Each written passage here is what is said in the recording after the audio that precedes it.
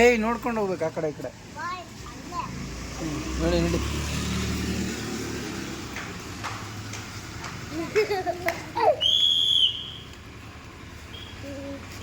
ನಡಿಗ್ರು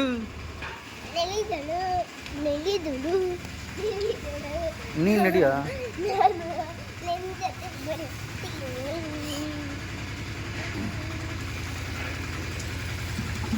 ಯಾವ್ದಿದು ಹಸಿ ಕಸನಾ? ಹಸಿ ಕಸ ಅನ್ನು ಅವ್ರಿಗೆ ಹೇಳು ಕೊಡು. ಹಸಿ ಕಸ, ಹಸಿ ಕಸ ಒಣ ಕಸ ಬೇರೆ ಮಾಡಿ.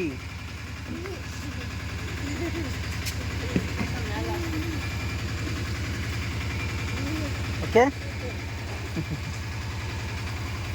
ಬನ್ನಿ ಹೋಣ.